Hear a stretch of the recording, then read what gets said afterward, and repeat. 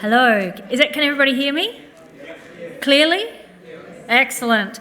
Well, welcome everybody. My name's Catherine Hutchison. I'm your local member, and I'm very pleased to be here supporting this event today. And let me just say, it is tough to pay your bills, and we know that, and that's why it's so important. We look at every single way that we can just recoup some of our money or at least make some savings. So I'm very pleased to be here. First of all, I'd like to acknowledge that we're here on Kaurna country.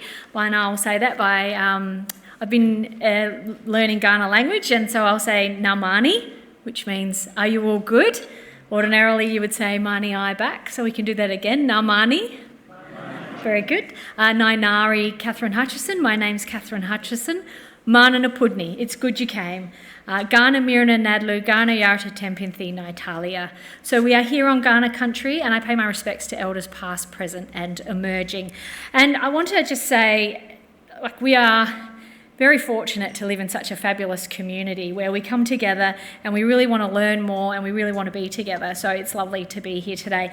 My job is to introduce our presenters, but before I do that, I just wanted to remind everybody of some of the concessions that are available, because we know that there are quite a few people that haven't registered for them, and you may be missing out on things that you don't want to miss out on. So I'm going to run through them, but if you want to come and see us at our office, we're happy to just help you with these things. So there's a cost of living concession, which is $255.60.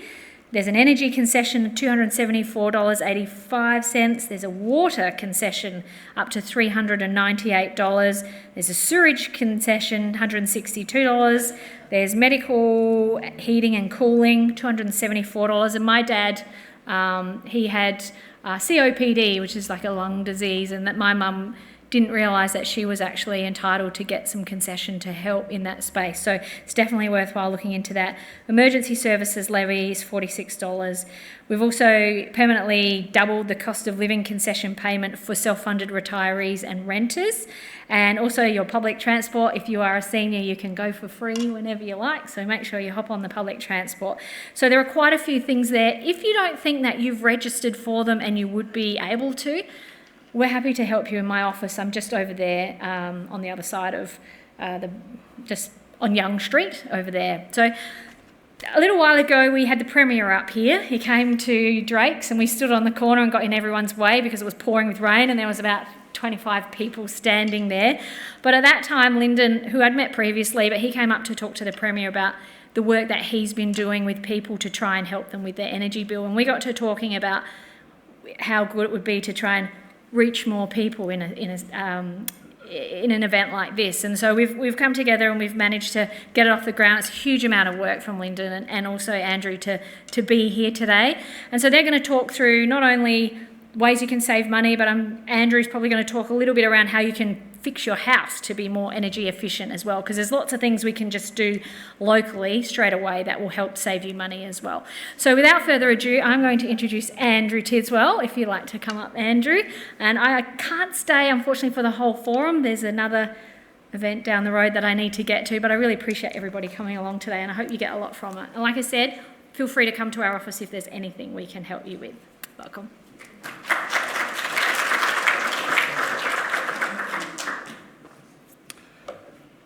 Thanks, Catherine, and afternoon, everyone. Good to see you here. Who likes the hot weather? Oh, look. Oh, about a third of the people like the hot weather. Who likes paying their electricity bills? Nobody. Oh, fancy that. Well, we've got some information that will hopefully, if you take some of it on board, and particularly if you can pick up on some of the concessions that Catherine mentioned, could reduce them dramatically. So what I'm going to talk about initially is understanding your current energy use, particularly electricity, some simple tips you can do in your daily life to reduce your electricity bills, especially over coming hot weather, and some tips that we can do to our houses, either retrofit things or just managing our houses better to reduce the demand on electricity over a range of things. So in terms of energy use, there's the average Adelaide home uses about 40% of its electricity on heating and cooling systems across the course of a year. About 23% on water heating and 27% on various appliances, with a little bit on lighting and for cooking. So the big areas where we can save money and save our usage are on the heating, cooling and the hot water use. So I've got just to share some information.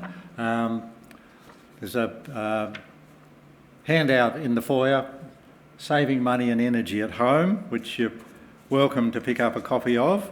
There's not a lot of copies, but if they've run out, there's a sign-on sheet which gives you the opportunity to put your email address in and I'll email you a copy. Similarly, Keeping Comfortable and Healthy in Summer. So please feel free to have a look at those and some other information that's out in the foyer. Catherine's office has provided a great big bundle of these, state government produced document, Summer Cooling Guide for this current summer. So feel free to take one of those as well. Lots of useful information, tips, tricks, things you may not know, and also where you can get further information, particularly through the state government. Saving energy on cooling. Given that there's a lot of things that we can do prior to turning the air conditioning on, it's always worth looking at that first. But if our house is just unbearably hot over summer, then most of us would turn the air conditioning on. Now, reverse cycle is by far the most efficient form of air conditioning. The unit that's got, they call a cassette unit, like these on the wall in here, and outside there's a second unit called a condenser unit. So they work together like a fridge, which is a heat pump system. It takes the heat in the winter from outside and pumps it into the inside of the house, and in the summertime it takes the heat out of the rooms in the house and pumps it outside through this clever system of heating air or a refrigerant in one space and then transferring it to another space. So you can save a lot of money by having a reverse cycle air conditioning, a heat pump system, rather than any electric resistance heating, radiators and things, or even gas. Gas is becoming much more expensive for heating and cooling. Don't need to worry about putting the gas heaters on at the moment, I guess, but bear that in mind. And also manage the thermostats is critical. Every 1 degree cooler you want to make the temperature, that uses about 10% more electricity. And similarly in winter, every 1 degree warmer you make it, uses about another 10% worth of electricity, and that adds dramatically to your bills. Saving hot water. Front-loading washing machines are by far the most efficient. Cold water wash, we've disconnected the hot tap connection to our washing machine and it works fine. You can get, most detergents now work just as well in cold water. Shower heads, you can get a good energy rating shower head, that's important. Manage your showers. Don't need any teenagers here? Don't need to tell you that a half an hour shower doesn't get you any cleaner than a 5-minute shower. But using hot water in a shower is actually quite significant part of using electricity. Insulate pipes if there are external pipes leading from the hot water unit into inside, then make sure they're well insulated, because you can lose a lot of heat from the hot water service before it even gets into the house. I did mention the air conditioning being a heat pump reverse cycle being the most efficient. Similarly with the hot water service, you can get now heat pump hot water services, and they are about a quarter the electricity use of the old one with a big electric element in. So if you're looking to change your hot water service, consider investing in a heat pump system. They're about the same price and you'll use about a quarter of the electricity to heat your water. Appliances, fridges, freezers, all important to make sure they're energy efficient. When you're replacing them, check for the energy rating, make sure that fridges and freezers, the door seals are sealing correctly. You can easily do that by trying to put a little bit of paper in between the door frame and the seal, and maybe need to clean the seals occasionally just to make sure there's no dirt that's leaking cold air out of the fridge. Avoid a spare fridge on the back veranda or in a hot garage, because they gobble up a huge amount of electricity, because fridges work 24/7. Standby power was once upon a time regarded as a significant drain on electricity, but it actually doesn't. With modern appliances, use a lot of electricity, so you don't need to turn everything off at the wall socket nowadays with TVs and your computers. Understanding how hot air moves is quite useful. Hot air moves through a house, or will move by convection, conduction and radiation. Mostly moving through a house, it moves through conduction from one material through to the other. And something like up to a third of the heat coming into a house in summer is coming through the roof. And so they're the things that need to be really, really critical in trying to reduce the heat energy gain from the sun in summer. Then the windows are the next one.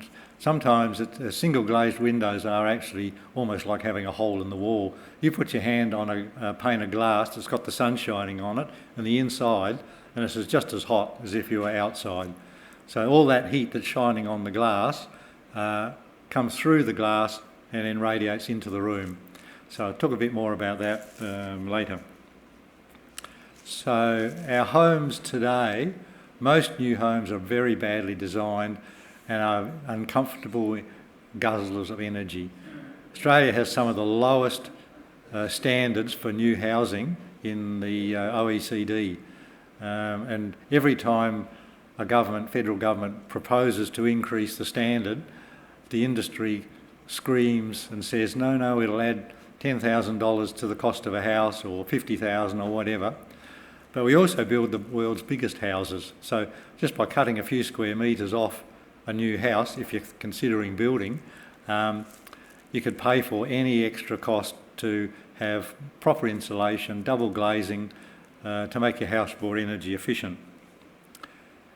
Poor insulation, most houses face the wrong way. They face with the big windows facing east or west, which is really bad. Poor insulation, only the minimum that they can get away with. Windows not shaded from the summer sun, see that everywhere.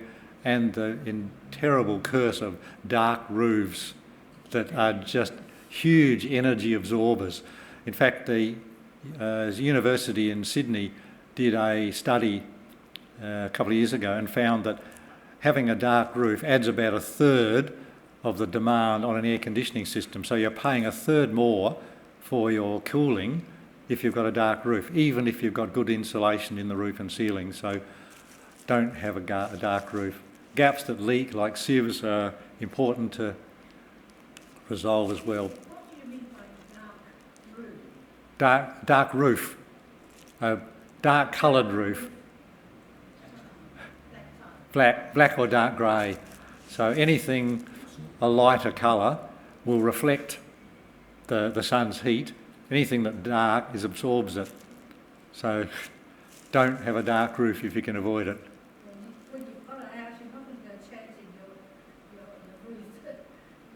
It's expensive. It is expensive. If you're stuck with it, then you're stuck with it. Unless you want to, you can paint roofs with reflective coatings, but that's obviously not cheap.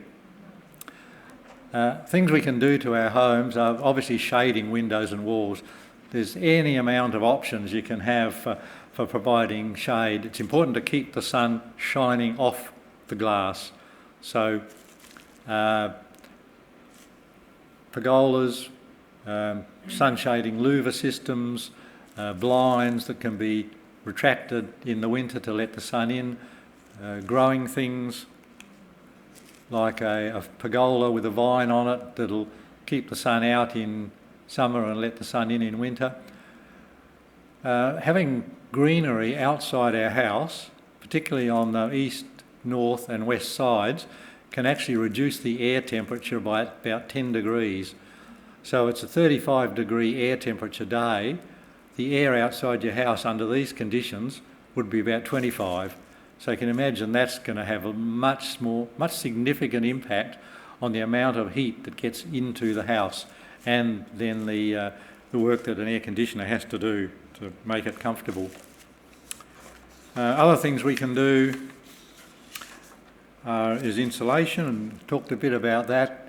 So insulation in the roof and ceiling, most of us have got insulation that may or may not have settled and may be worth having a look at some stage. Insulation in the ceiling is probably the cheapest thing you can add to a house to make it perform more energy efficiently.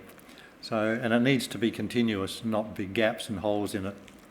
Double glazing is really worth doing, but is expensive. Who knows what that is? Bubble wrap. You can put that over your window. You can actually see through it a little bit.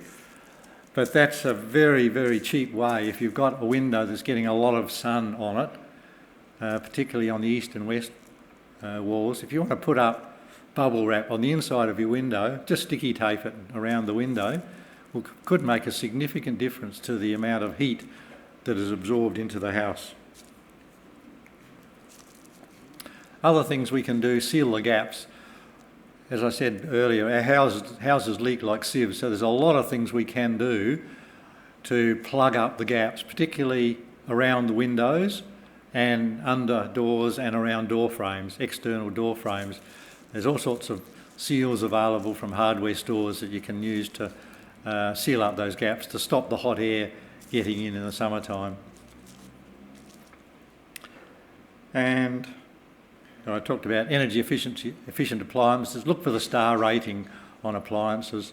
Use portable fans. They can make a big difference, or a ceiling fan if you've got them can make a big difference to the comfort you feel before you actually turn the cooling system on.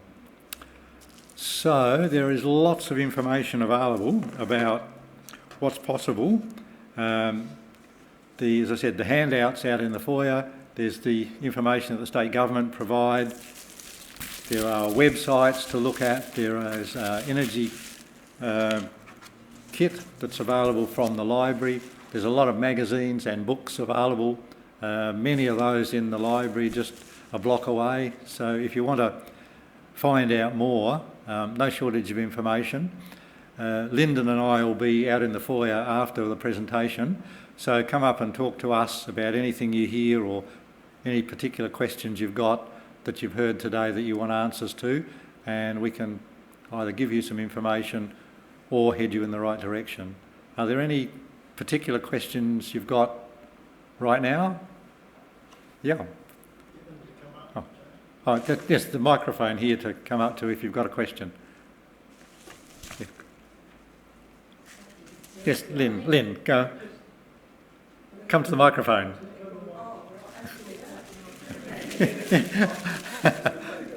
That's the risk of putting your hand up.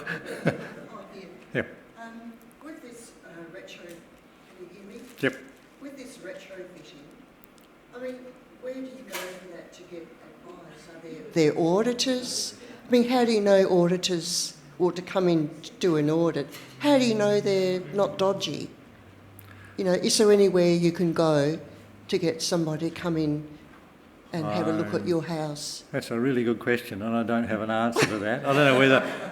Catherine, you've got... Just consult the expert on your appointment. But maybe we can follow that afterwards with you. Yeah, no, I just think there's some people out there. There are people that I've heard about in the industry, and maybe we can... That's probably an area we can explore a bit more. Any more questions? Yep, at the back. Wouldn't an EVAC unit be cheaper than a split system unit? Sorry, what? Wouldn't an EVAC unit be cheaper than a split system in summer? What do you mean by an evac system? Evaporative system, like Oh, evaporative cooler. Yeah, evaporative coolers are effective if that's all you're looking for. But I guess the advantage of a split system is that you get winter heating as well as summer cooling. Whereas an evap cooling system, provided it's not too humid, can be quite effective in small spaces. Yep. How efficient are microwaves when they heat up your food and drink? My understanding is that they are quite efficient in terms of electricity use.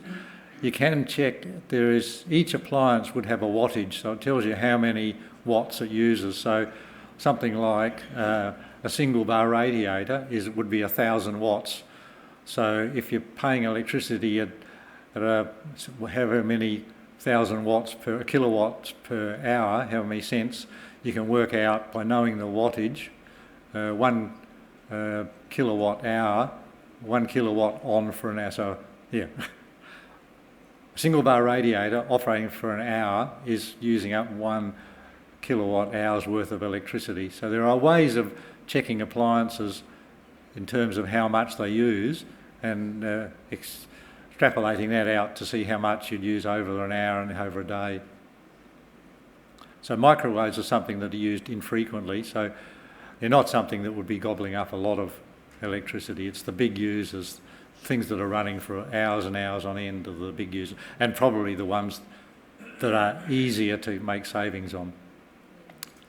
Okay, one more question. Comments rather than questions. One comment is Mitcham Council recommends you to put a dark coloured roof on your dwelling because it doesn't reflect light into other buildings. We totally reject it and refuse that, and we have a light coloured roof. And another thing is that solar cell companies remove all the shade trees from around your property so they get the maximum sunlight on their cells. And if it reduces the temperature by 10 degrees, how does it help? Two amazing. Yeah, in terms of the Mitcham Council, I've had that discussion with them, and they don't have authority over it though, so you can have a light coloured roof. Okay, thanks everybody.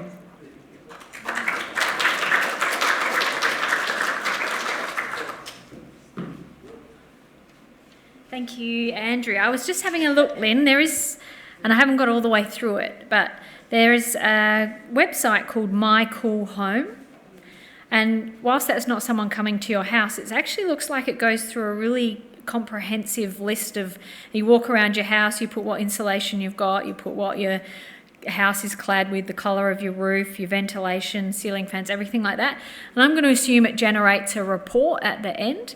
It's a little bit like there's a bushfire resilience one that is very similar that then will give you a report of things that you can do to improve your home.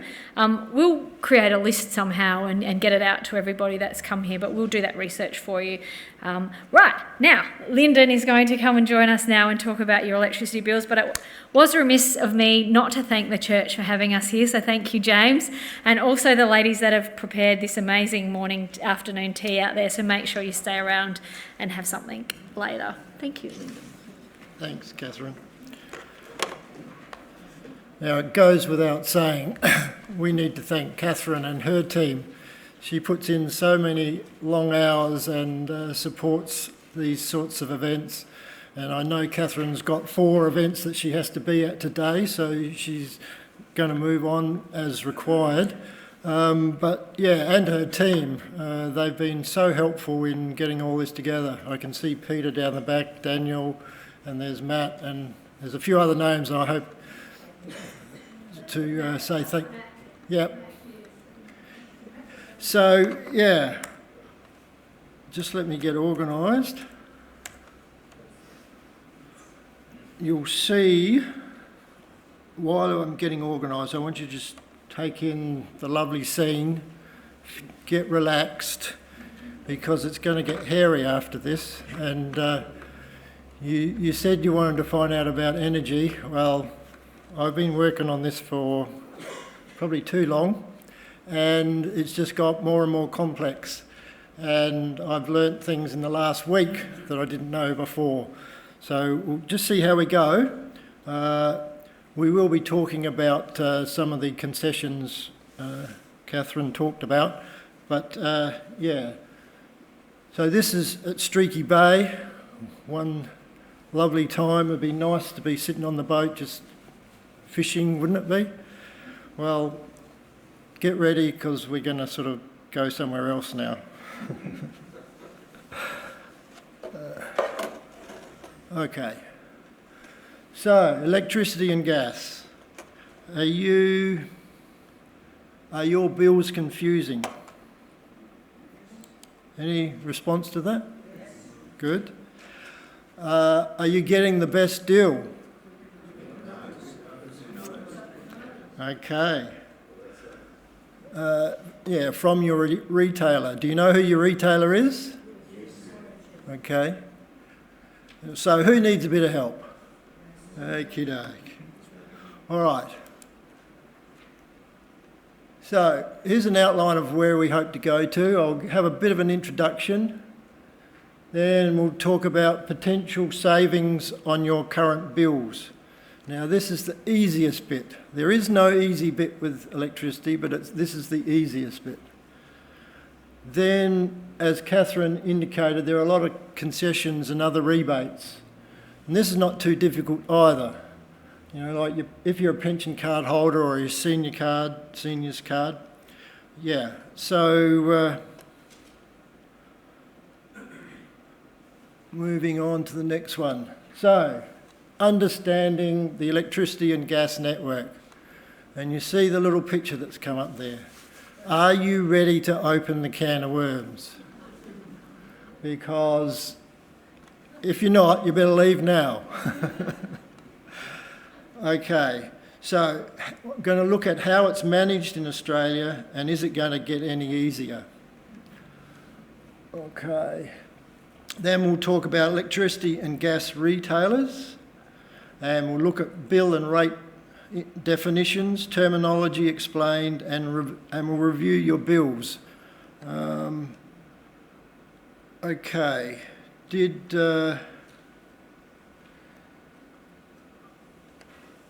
then we'll look at potential extra savings for electricity and gas. And we're going to look at the Energy Made Easy website and also what I've developed is my Excel template for electricity and gas. And then we'll compare the two of them and see which ones are helpful and where to go to from here. Okay, differences between the South Australian electricity retailers. And we'll look at how many there are out there. Has anybody got an idea of how many retailers there are in South Australia? 5? 5? Okay, we'll find out a little bit further down the track.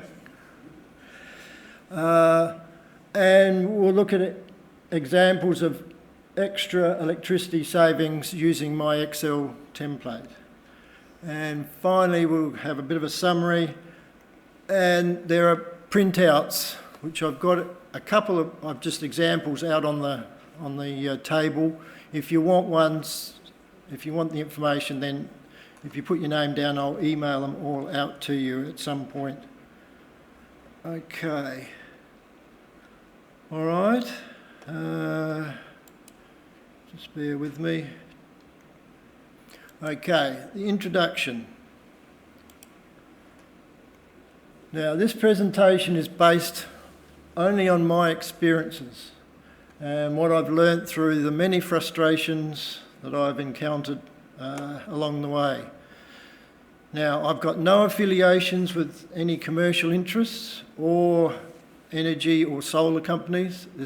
I'm one of you who's just sort of done the miles to sort of work out what it all means. I presented this talk to 2 groups of 4, our local men's group in March of this year and another community seminar back in June of 2024. And since then I've been working with 30 households to identify potential savings on their energy and gas bills. And Okay, and we'll look at what savings we've been able to achieve for them. Okay, complexity of life.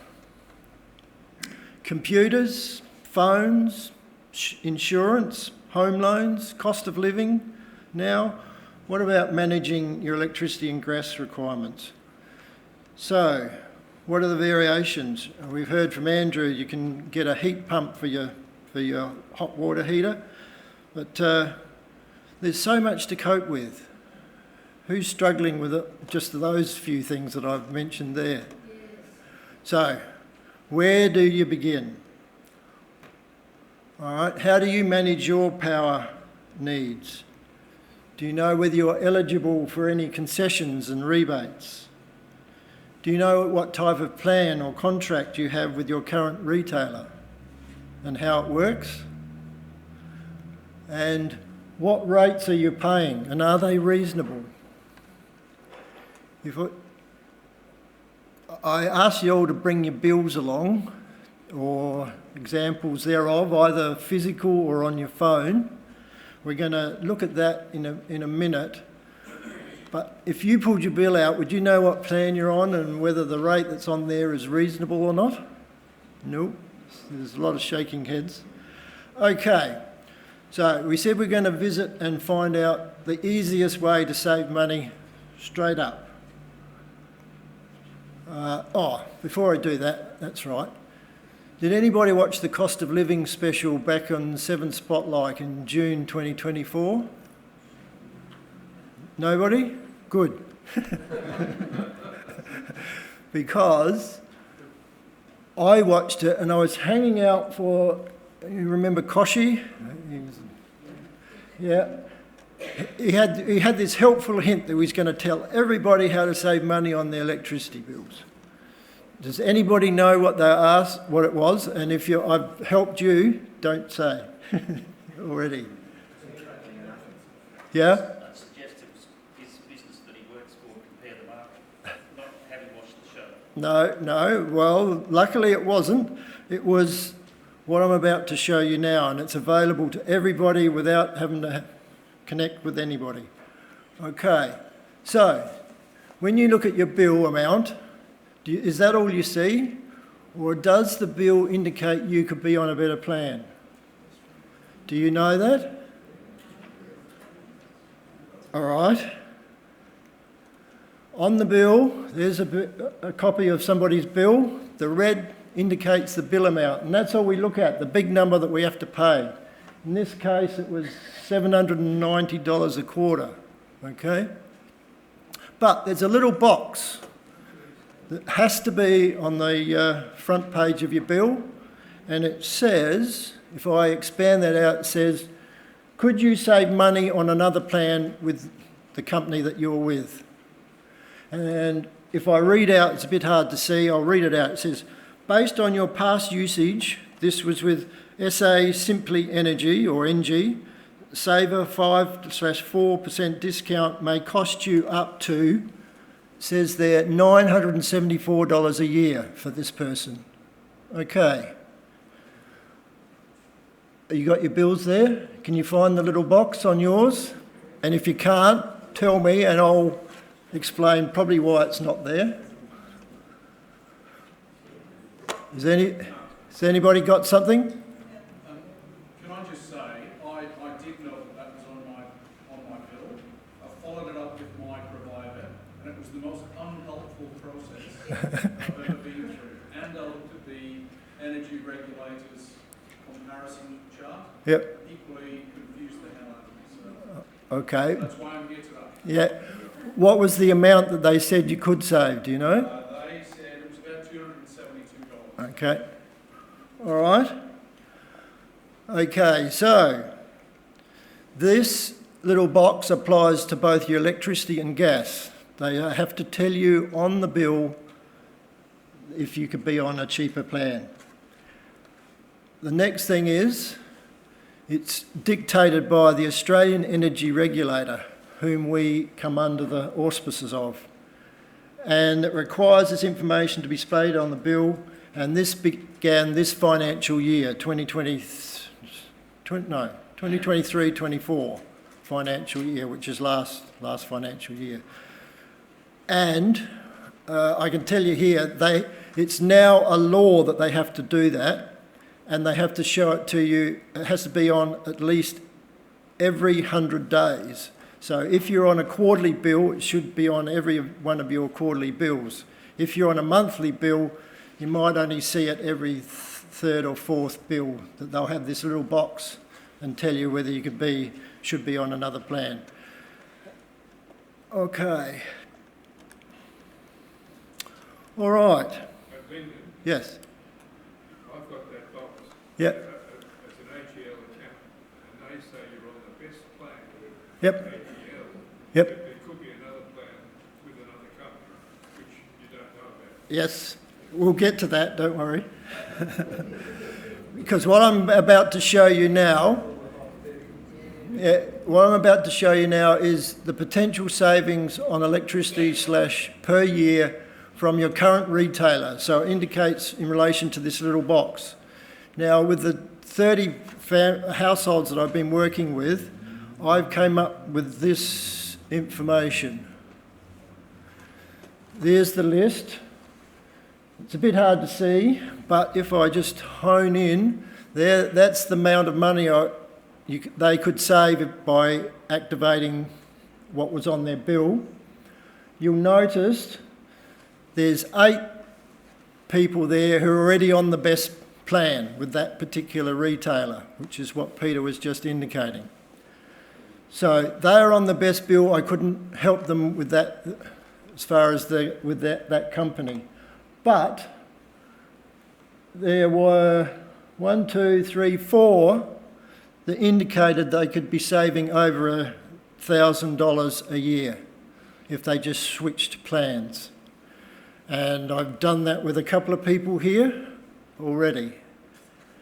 And you'll look up the top there. If we look up the top, the number of households 30, the average saving per household is 290, but the total amount that could be saved by just activating that would be $8,600 for those 30 households. We'll come back to that a bit later, what that means in reality. But that's the easiest way to start. Okay. All right. This is the one that Catherine mentioned. I'll go through this fairly quickly. But the South Australian Government website, again, I've got a copy of it that you can, the website's out there. When you click onto the website, it comes up with this whole array of different concession cards. And if you click on each card, so let's pick the actual pension card, and whether you're on a part pension or a full pension, if you then click on that card, it then comes up with a list of all the concessions, which is what Catherine has mentioned. So you can get the cost of living, emergency service. There's an energy one, and that's the one I'm concentrating on today. All these others you can sort of follow up with SA concessions. There's a registration form. I've got a copy of it out on the table, but you can go online and register. But again, there's 4 other concessions that do the energy concessions as well, if you have those. And some mention about a seniors card. I'll bring that up later. And then there's the list of all the other concessions that you can get from SA Concessions. So it's a matter of registering with them.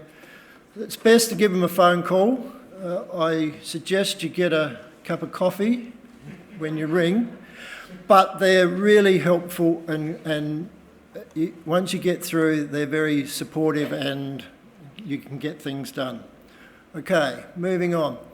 Now, looking at that energy ones, what do they entail? Again, these are expected to be ongoing and yearly discounts.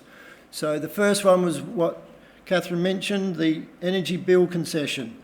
So if you've got a concession card, you can get up to the $274 a year, and it goes automatically on each of your bills every quarter. Okay, so you'll get a quarter of that that'll come off your total price of your bill.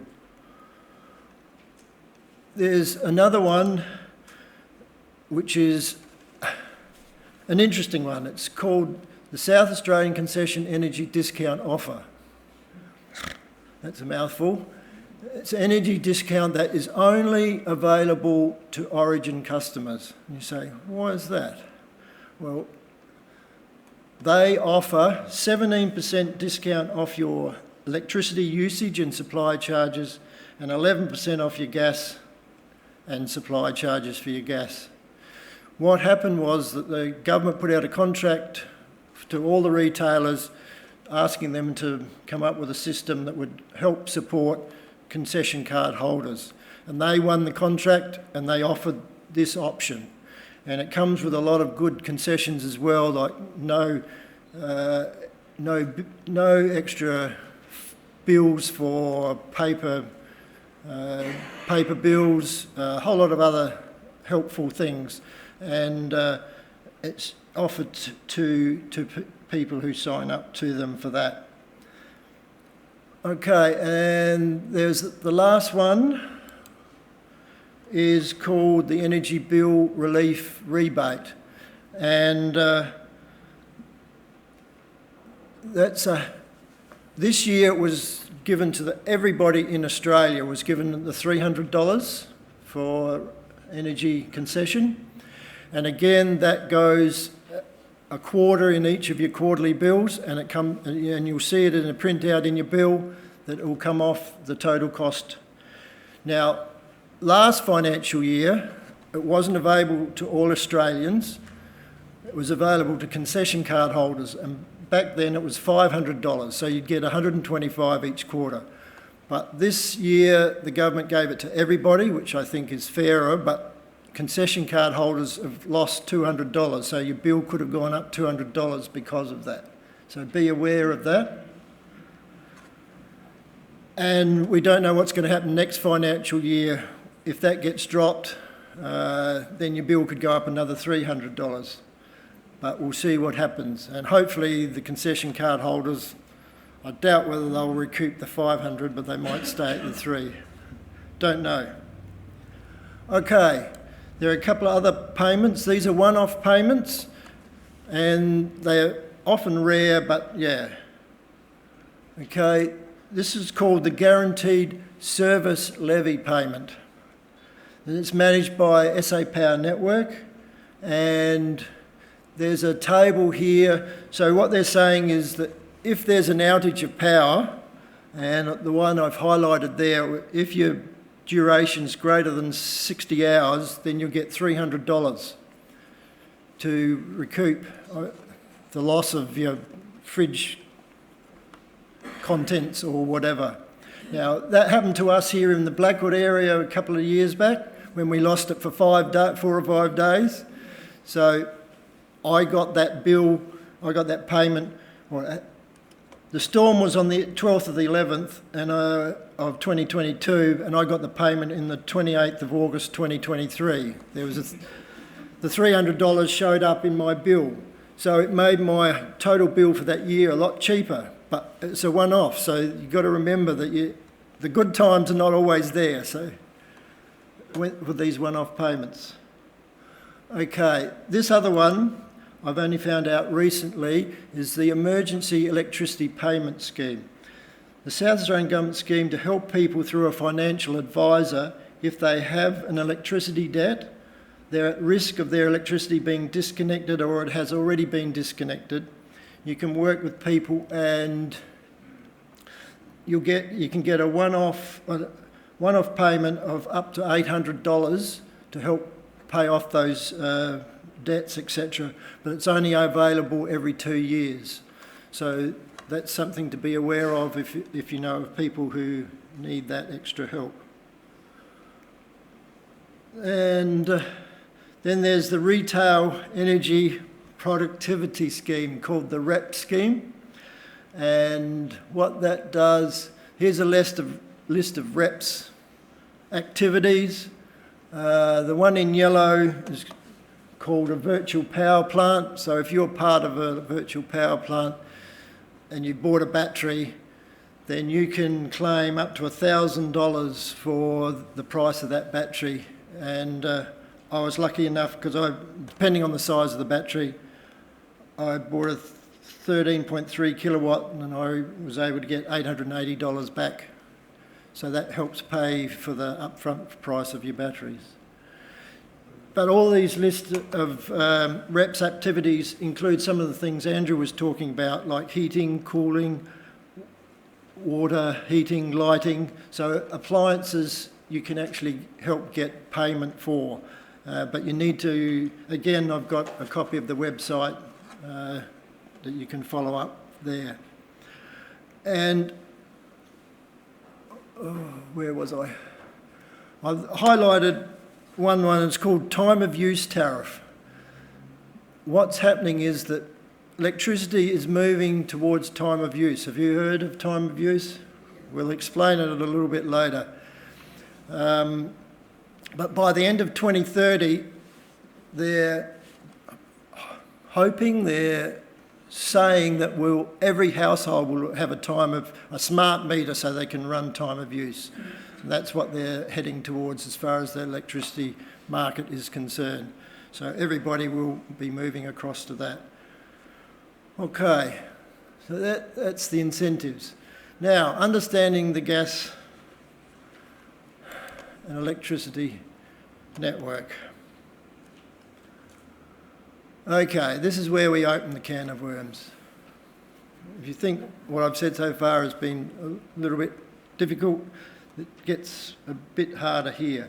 Now, back in June of 2024, during the Australian Energy Week conference in Melbourne, two of the major watchdogs in the electricity market, Anna Collier, who is the chair of the Australian Energy Market Commission, and Justin Oliver, the deputy chair of the Australian Energy Regulator, made these comments, and they flagged some red flags in relation to how retailers were pushing the boundaries of their rules around pricing. And so the Commission would be reviewing the rules around electricity pricing and looking to strengthen consumer protections. Now, I had the comment here, what it means in reality, we'll have to wait and see. Now, Catherine's already mentioned that I'd spoken with our Premier during August, and he asked me to write him a whole email, which I did, and he's responded to me recently, answering a lot of the questions that I had, and this was part of his letter to me. He said the Australian government allocated funding to assist communities navigate the energy market. The initiatives are supported. They're going to put $16.6 million into improving the Australian Energy Regulator to help households to go on to better energy plan by upgrading data, digital systems and the Energy Made Easy website. And $1.8 million over 4 years to support consumers switching to a better deal with just one click. So it relates to that issue of your thing on your bill. They're working towards that you'll be able to accept that price by one click, and to prevent going on from that, prevent contracts automatically rolling over to the highest cost deals, which is what happens every financial year. So they'll have to put you on the cheapest deal that they can provide. Ensure people receive the concessions and rebates they are entitled to, which is what Catherine was alluding to make it easier to get those rebates, and reduce excess fees and charges. So that's where things are heading. At least we've got some response. We'll see how that works out in reality. Okay. Now, let's start to work out how this electricity stuff all works. Okay, there's an electricity price safety net. It's called the default market offer. It's created once a year and it's instigated on the 1st of July. So for 3 or 4 or 5 months beforehand, the Australian Energy Regulator reviews all the costs of electricity through South Australia, New South Wales and South East Queensland. So the Australian Energy Regulator governs those 3 areas. And they come up with a default market offer. It's a safety net to... sorry, let me go back.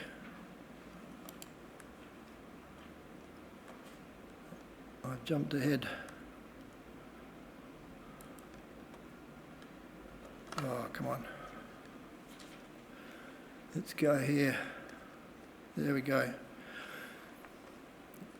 A default market offer is,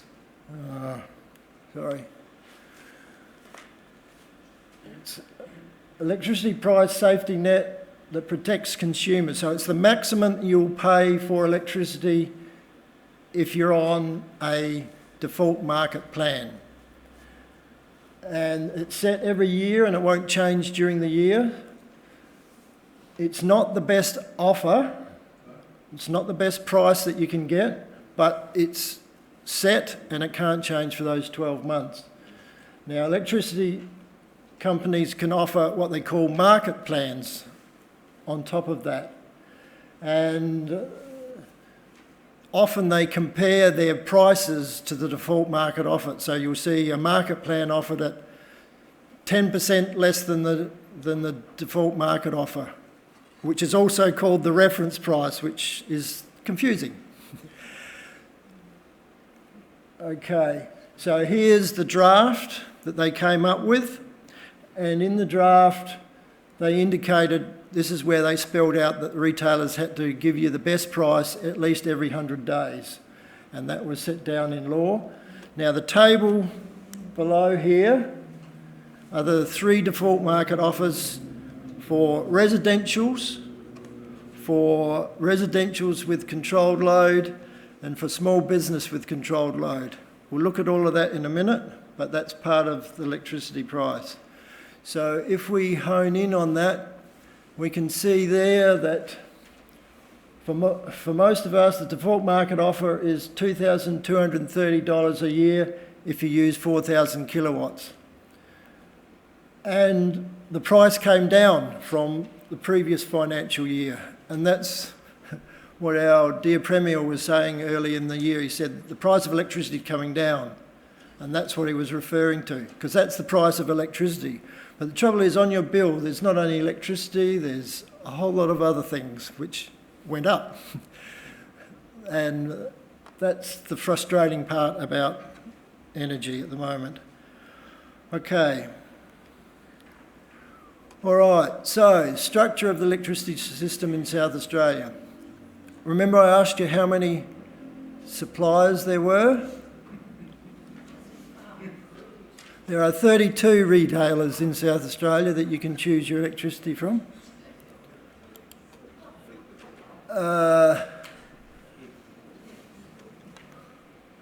Yep, and on the Energy Made Easy website, they only have 28. The last 4, there's only about 4 or 5 people that sort of subscribe to them, so they only give you the top 28.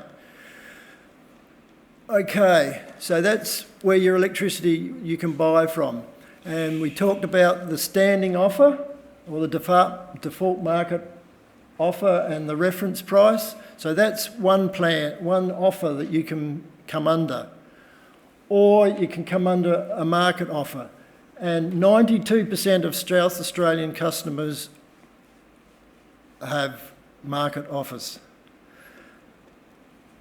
Now, under those offers are then the types of electricity that you actually use. You can have a single rate plan, and the single rate plan can be a single rate plan, or it can have 2 rates, or it can have 3 rates, but mostly it's 1 or 2 rates.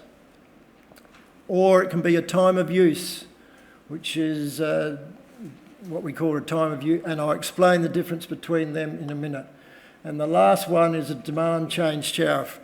We don't see it here in South Australia, they're mostly in the eastern states, and It's complicated. I'm still trying to get my head around it, but you end up paying the maximum rate for a whole month in your peak period, and don't go that way if you get it offered. Stick with the time of use or a single rate. As I said, I was not going to concentrate a lot on gas, but gas, there's 10 retailers that you can buy gas from. There's no default market offer for gas. They have a standard price, but they have market offers. And all the plans are single rate for gas, because if you have a time of use, you've got to have a smart meter, and gas meters are not smart, so they only have a single rate plans. Okay. Explanation of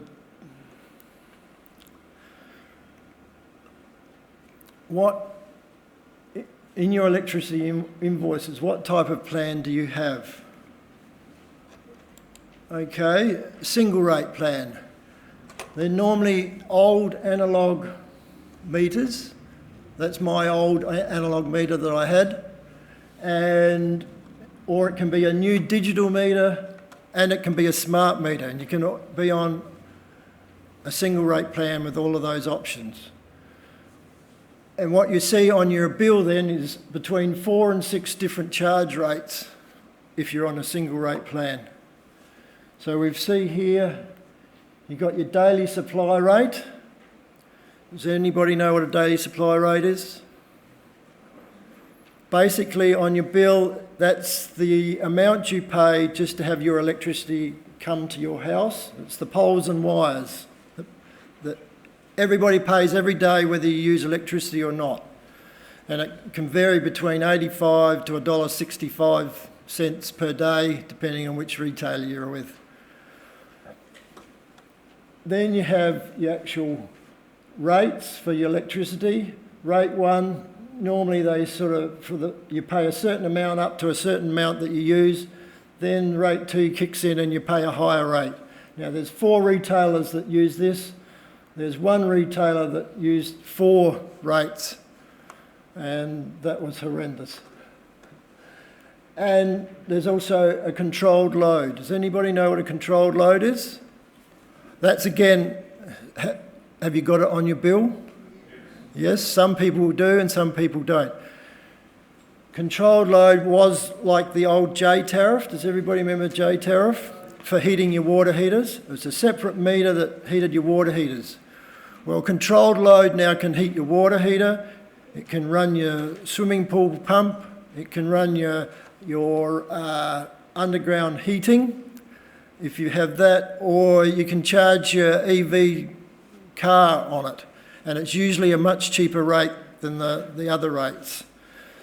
So if you're on a controlled load, that's generally good, depending on where you're at. Okay. What times would that run, like the old day? That I'm not sure. I'm not sure here. I know when I get to it on the time of use ones, but it can tell you when it used to be midnight till 6 in the morning, because that's when we had excess electricity. But now it's different because we have excess electricity during the middle of the day with all the solar generation. So things have changed. Okay, so that's a single rate. What's this one says, a dedicated circuit consumption rate? That could be it. I would have to have a look at your bill. It could be, yes. Yeah, dedicated circuit, yes, that could be right. Yeah, they put different names to confuse you. Okay. All right.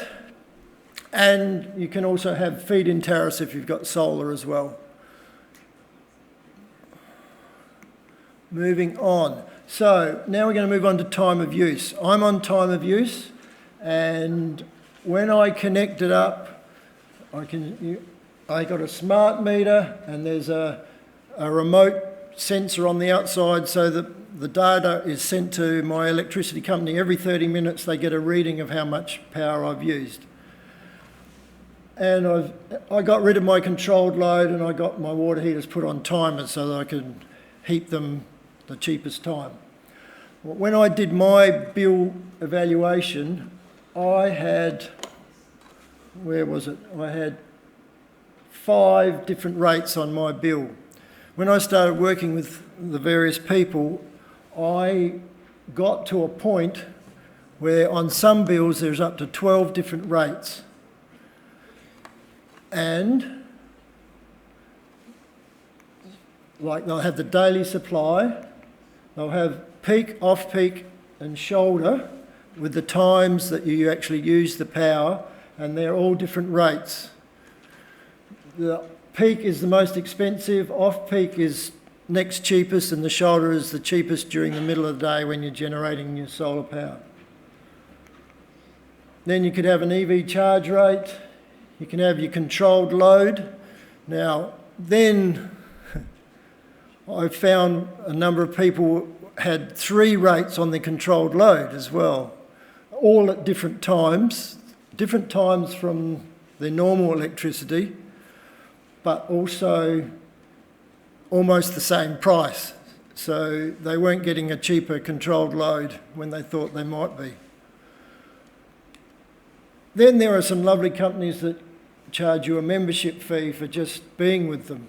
Now, they use the emphasis that if you're a member, we'll give you cheaper prices, but it doesn't always work that way, so you need to evaluate whether that's real or not. Then you have the GST that's added on the end. Again, 4 retailers do that. So in their bill, they have minus GST for all your rates, but in all the comparison tables, they're plus GST. So you're thinking you're getting a better deal when you're not, because they add the GST on the end, and I'll show you an example in a minute. How are we going? And then you've got your feed-in tariffs, and you can have different rates for that from the different suppliers. Okay, so this was one of the people I worked with, and there's the 10 different rates. And this was a monthly bill, so every month he got a bill like this with all of these rates and all these costs, and he was totally confused. So we were able to work through it. He's actually stayed with them because they actually came to the party and gave him a better deal. But yeah, so that was with Energy Locals. Okay. Difference between peak and single rate. So this is my example. The blue is when I'm using energy, and the peak is the most expensive. That's peak is between 6 a.m. in the morning and 10 a.m. in the morning, and 3 p.m. in the afternoon and 1 a.m. the next morning. So you pay the most for power then. But you pay the cheapest in off-peak in the 28 cents, and the shoulder you only pay 23 cents. So if you go to time of use, you're trying to use most of your energy in the cheapest time. So that can be helpful. Whereas with a single rate, you pay the same rate for the first 24 hours. Now, the company I'm with costs 39 cents.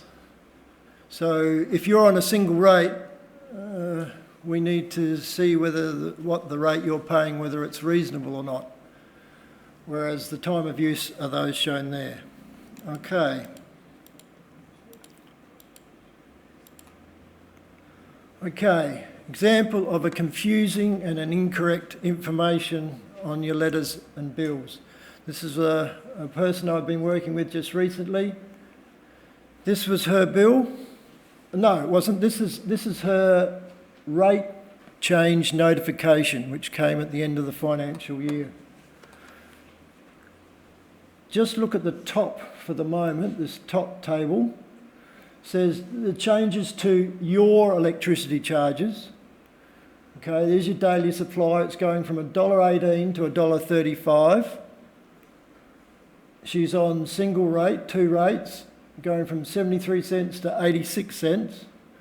What was the single rate on my previous one? It was about 39. Is that a bit expensive? Yes. And it's going from 82 to 95 cents for the second lot. We've got this ancillary bit, which is the controlled load. She doesn't have controlled load, but they've included it. Okay. So this is her bill. Again, this is one of the companies that it's minus GST in her bill. In the rates that they send out, it's plus GST. If I multiply that value by 10%, I get that. So in your bills, you think you're getting a good deal, but it's actually 10% higher, and they add the GST on the end to bring it back up to what it was. Okay, there's a few other things, but that'll do for now. Now we're going to look at the bottom bit. If I blow that up, okay. How would you feel if you got this in your letter? Your reference price is $2,760. Well, it's not. For her, it's $2,230 because she doesn't have a controlled load, and they've assumed that she has, and they've given her the wrong information.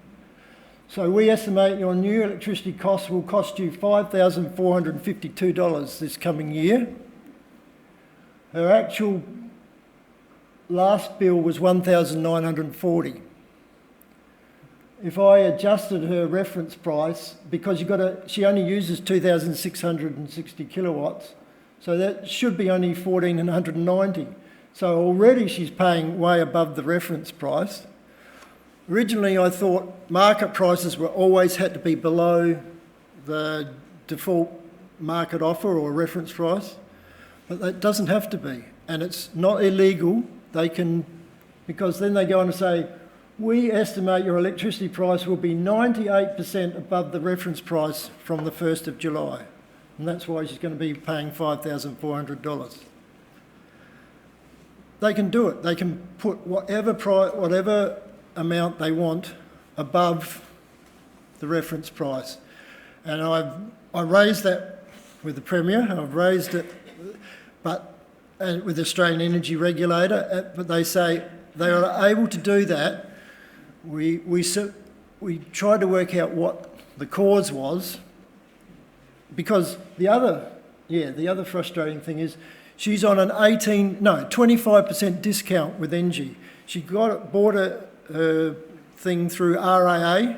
The number of RAA people in Engie issues that I've had is just phenomenal, and they want to get out as quick as they can.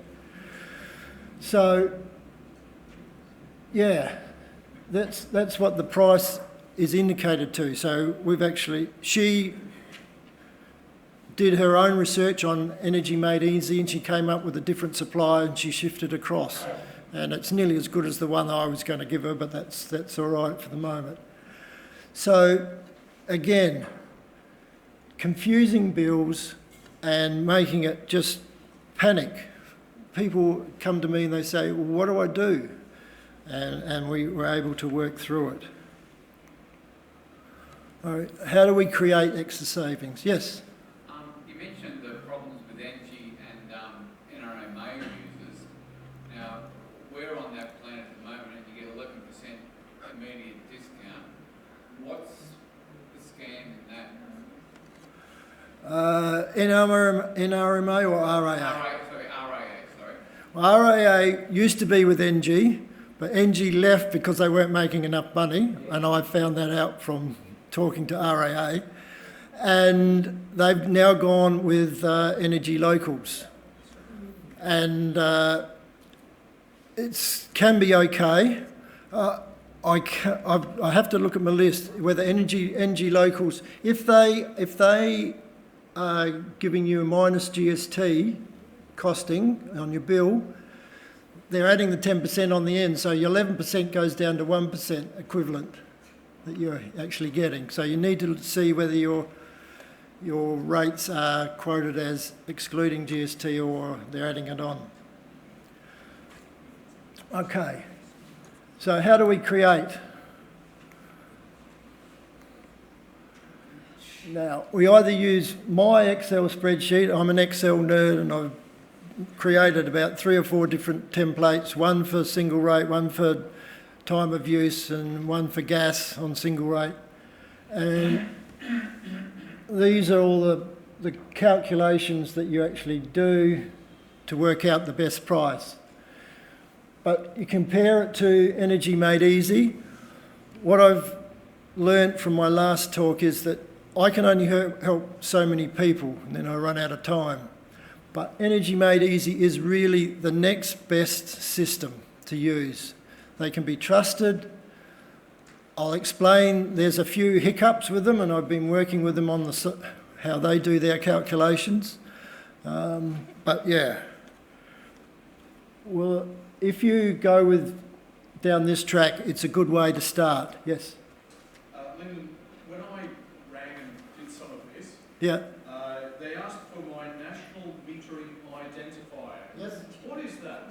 That's your meter number. It's an individual number that every meter has, and it's individual, and it's on your top of your bill, and that identifies, because when you go into Energy Made Easy, they pull up your data, because all the data for all your bills for the last 12 months they can access, and they work out the best evaluation using that data.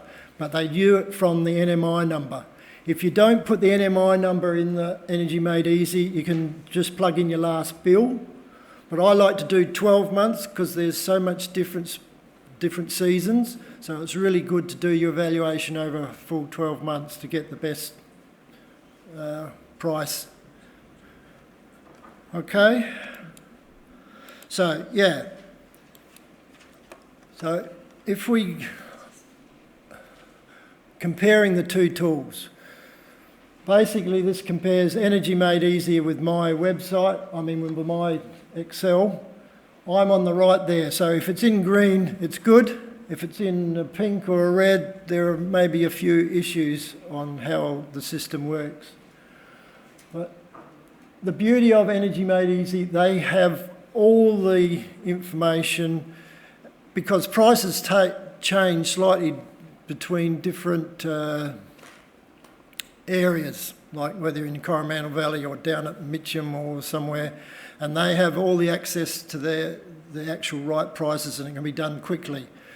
When I do an individual person's, I have to go into the website, use their address to get the right rates, and then I have to put that in my spreadsheet if it changes. Sometimes it doesn't change, but sometimes it does.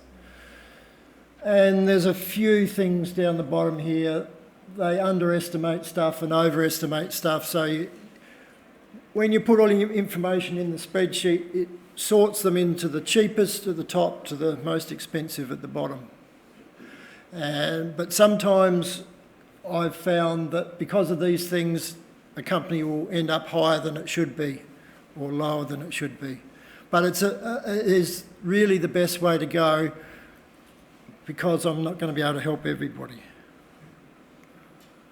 Okay. Comparing electricity rates. Yes? Do these companies actually do anything, or are they just accounting companies? Good question. They don't do the wires and poles, No, and they don't read the meters, and they don't do anything. they make money.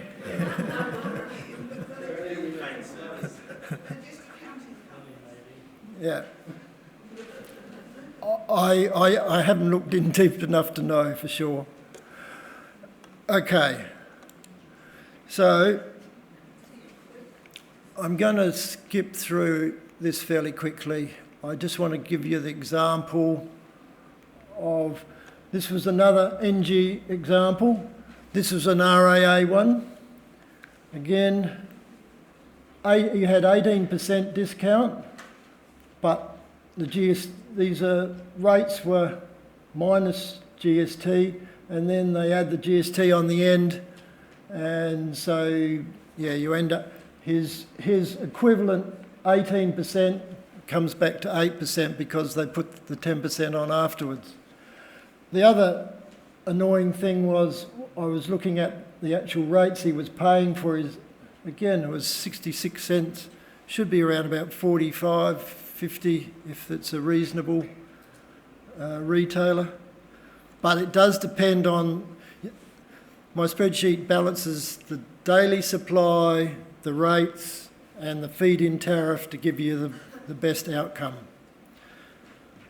Okay. So here's my spreadsheet for that particular person or household I worked with.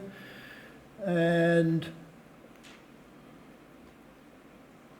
this was the NG best price. It was $1,000 off what he was paying. It was also what was on his bill. He could be saving $1,000, so that worked out about correct. But evaluating all the other companies, I was able to save him up to $1,400 a year. So we've moved him across and he's a happy chappy. Sorry? To where? I'll show you in a minute. Differences between retailers. Now this is hard to see. I tried to make it bigger, but I can't. There's copies out there and I can send it to you. But basically, these are the 28 retailers in South Australia. Tells you whether they do electricity and gas or just electricity. Whether they charge GST after the bill. So the pink ones you don't want, the green ones you do. This is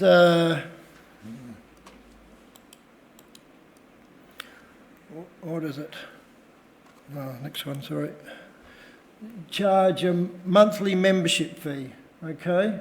These four do, and these are the sort of amounts you end up paying. They're around about $200 or $300 a year that you end up paying for being a member. Then we've got whether they charge multiple rates for the controlled load, and charge multiple rates for a single rate, and whether they'll give you a one-off credit or give you a discount off your bill. So the number of companies, if you ask for it, they will. You've got to be in it to win it. Okay, so I did my evaluation that I showed where you got off your bills. With the same 30 people evaluating using my Excel template, I came up with this final summation.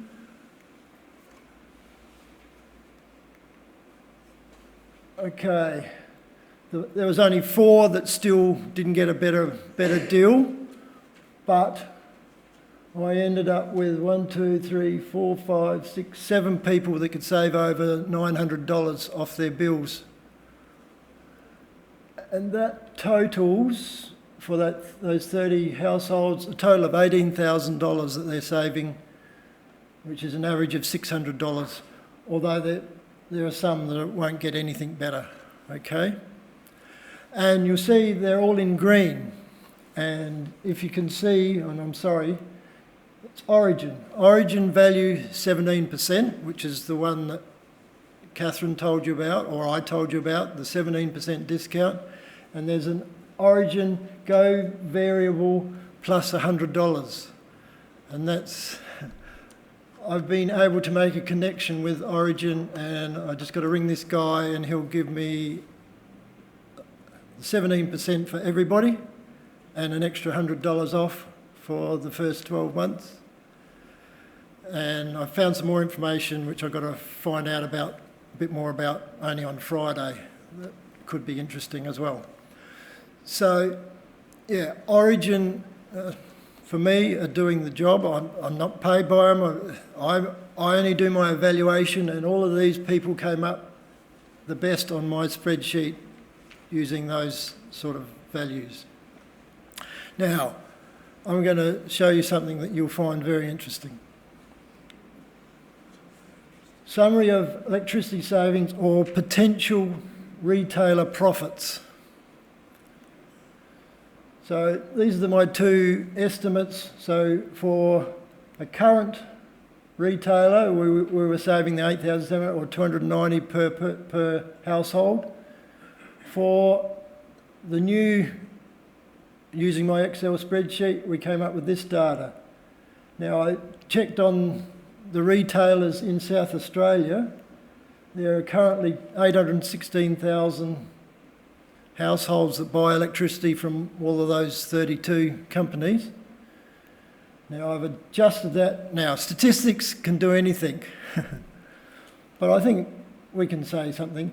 This is only a small sample size, it's only 30, and I'm trying to relate it to 816,000. But I've taken off the zeros, because we all know that zeros are hard to deal with in statistics, so I've reduced the total number that I'm going to use to do the evaluation. But if I relate it to those average savings,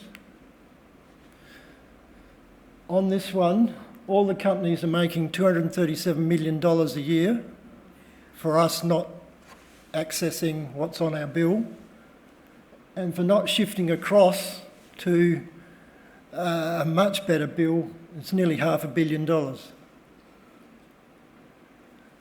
So my message from all of this is I can only do so much.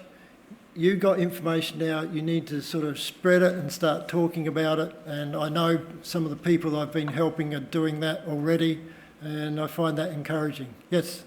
What's your cost, Lyndon? Nothing. So you do this as a Community service. service? Yes. Well, you should be applauded. Thank you. So, my summary is, get your best price and pass on what you've learned. Check out your latest invoices, it could be on a better plan. Check to see if you're eligible for concessions and rebates. Don't get caught by the issues I raised earlier about percentage, the discount. You're actually not getting a discount when they're adding GST afterwards or whatever else. Evaluate all your possible retailers. And I say how?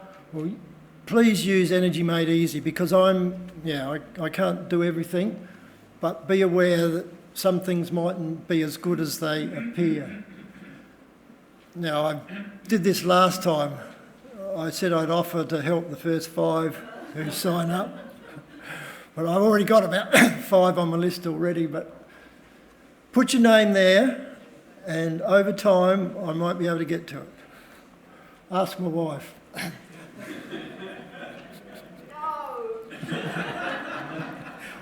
Bad luck, sorry.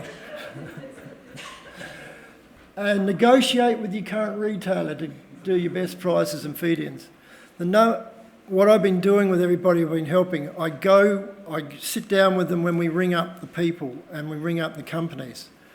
And the number of times I've had to teach them what the rules are, because they're salespeople that are reading out things as fast as they can, and I say, stop, I want to hear what you're saying.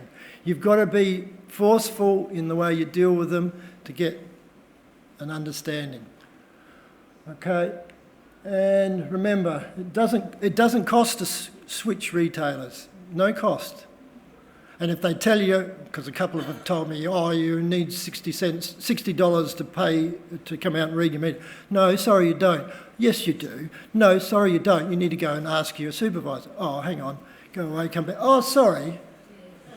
So you've got to know your answers before you start sometimes.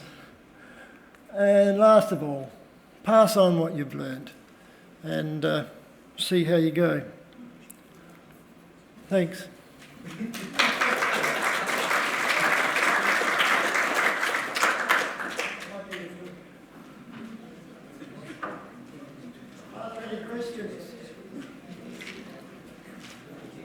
Yes.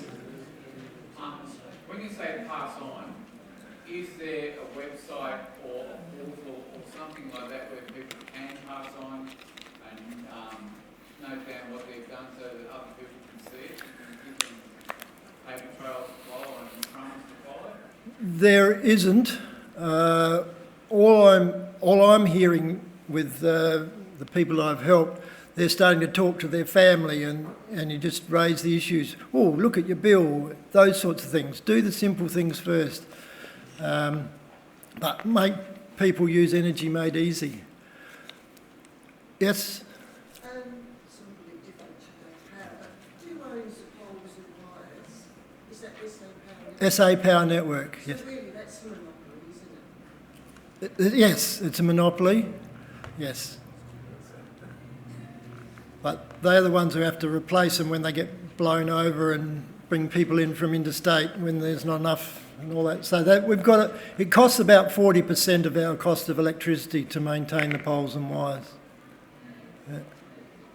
Yes? If I can, the work that you've done is sensational. So for those lucky people that were able to use you, well done. Probably everyone in this room wants to do the same thing. What's the potential? Because I've just had a look at Energy Made Easy, which is not that great, but it's a step in the right direction. Can you monetize your particular statistical data into an app or some sort of spreadsheet that can be, whether we pay for it by a donation to a charity, to the church, or wherever that might be? Is that something that is potentially doable? Hadn't thought about that yet. Is it all about Lyndon doing all the... Well, you should see my spreadsheets. The formulas are something I still struggle with because they get so complex.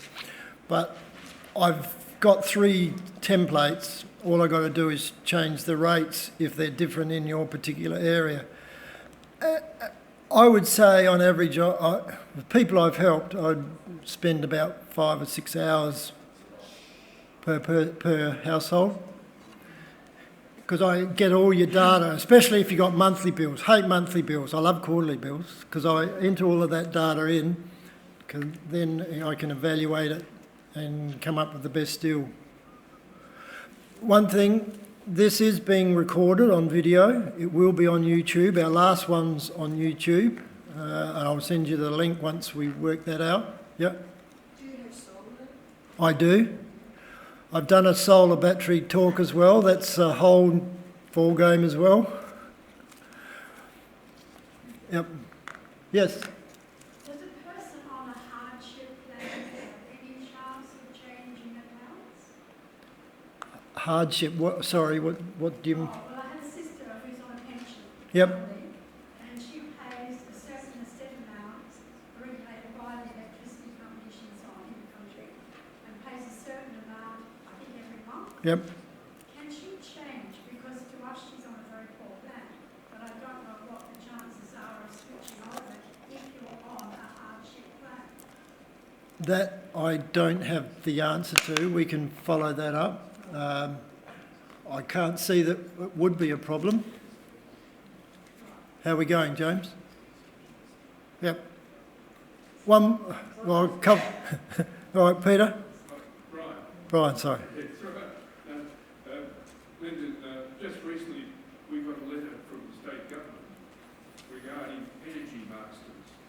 Oh, yeah. Do you want to come down quickly?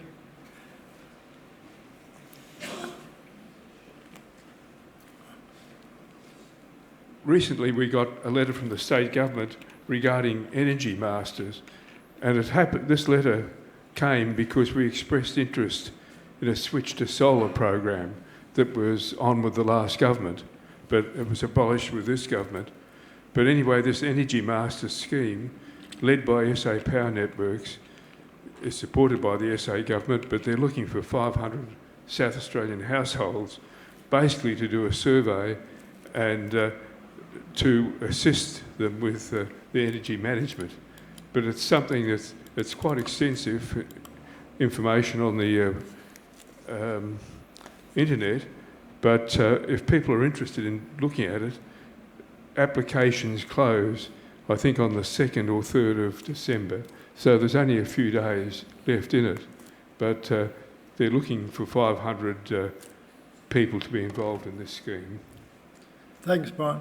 Have you heard of that at all? Yeah, you sent me that information. I've had a quick look. Thanks. Thanks. We need to sort of wind up, but there'll be time to talk, etc., out while we're having... Yep, okay. Just a very quick comment. When I was changing electricity companies, the electricity ombudsman in Adelaide, she was absolutely fantastic. Yep. And I would go to those sorts of queries for her. Yep. And she researches and she was excellent. Yep, yeah, I've found the same. I've rung over a few things too. Yep. Thanks, Joe. Can we thank Andrew and Lyndon one last time? Give them a round of applause for all the work they've done there. My name's James. I'm the minister here at the church. We're aware that this is a difficult issue, a complex issue. We're really glad that Andrew and Lyndon are doing what they can to help people, and we hope that it has been of some help. I know that it was a reminder to me to go and buy that shade cloth over the side of my windows out there. It's just a little bit of effort, but it's worth it in the long run for the savings and for the environment. We want to do what we can to look after the planet we're in. And look, I wish my main takeaway from Lyndon's talk wasn't, I'm sorry, but the energy companies aren't looking to help you and watch out. But unfortunately, that kind of is my main takeaway. As Lyndon mentioned, there was the second time we've done this here, and I came pretty proud of myself for the first one. I've made a change, I've done a good deal, and then I looked at his list of who includes GST after, and lo and behold, there was my provider I just changed to, and I went, those prices are actually 10% worse off than I thought they were, because they hid that by putting the 10% extra at the end. And I wish I didn't have to tell you to pay attention and assume that someone is trying to get more money out of you, but unfortunately, we have to pay attention because they're trying to get more money out of you. We have some of our dedicated and lovely people at the church here have put on an afternoon tea. It's completely free. There's also barista coffee for free, just something we wanted to do as a gift to our community. You can line up there and write down your order. Be aware, of course, if there's 20 people coming all at once, it does take a little while to make those coffees. If you're willing to wait around for it to be done, we're willing to serve it to you. Again, just a gift that we would like to give to you. Once again, let's conclude by thanking these guys, and all the best.